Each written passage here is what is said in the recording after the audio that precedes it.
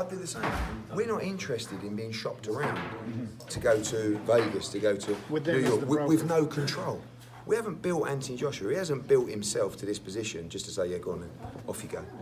You know, but Eddie, why does it matter where do they get the money from? Because we don't want to be hauled out when Anthony Joshua is one of the biggest brands in world boxing by people that he doesn't want to be hauled out by. So the answer is he wants to be in control of deals or where the fight is or decisions around the fight. So the answer is about this offer, who makes these decisions? That's another question that we have to ask.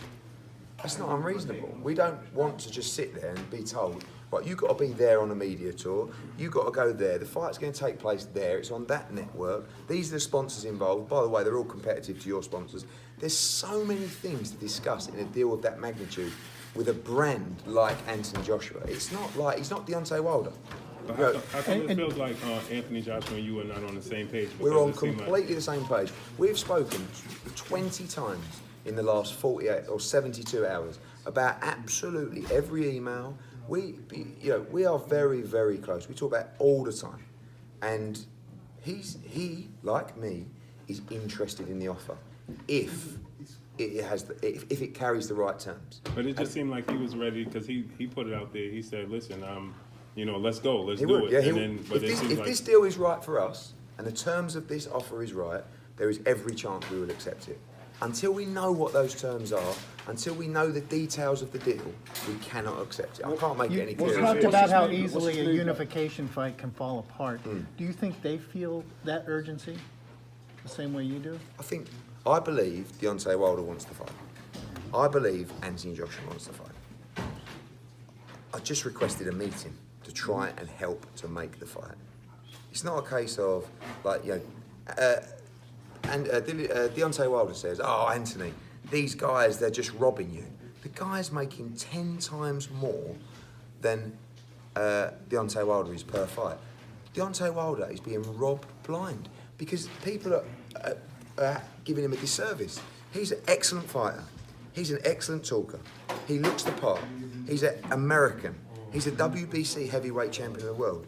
And he's making less money than, not irrelevant guys, but guys who aren't even world champions at much smaller weights. That guy should be making double-digit millions every time he steps through the ropes. And he's not.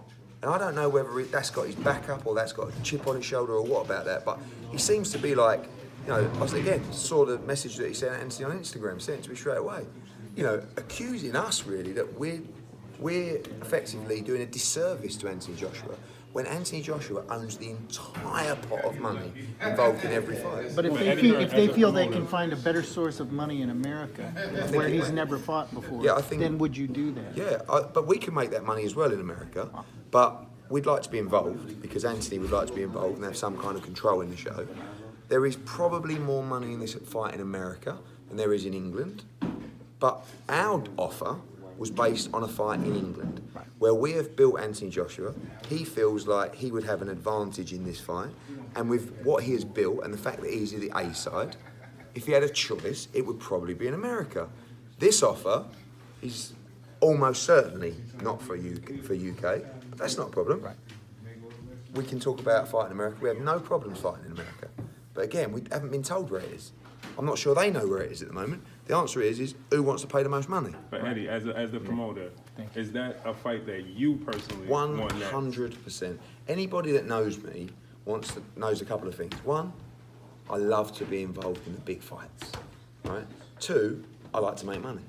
That fight, obviously, if he's getting $50 million, I'm going to do all right out of it, okay? But more importantly, I've guided Anthony Joshua from his professional debut to the Unified Heavyweight Championship of the world. I'm very close to him and he's a very special person to me. So I'm very protective of him.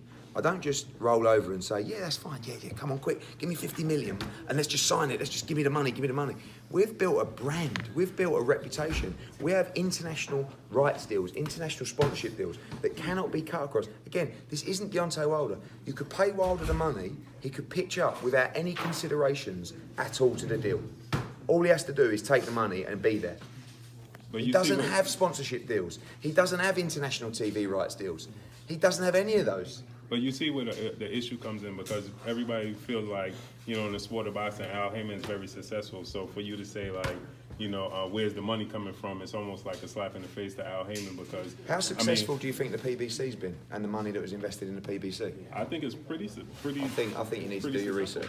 What's Joshua's mood like? 'Cause he's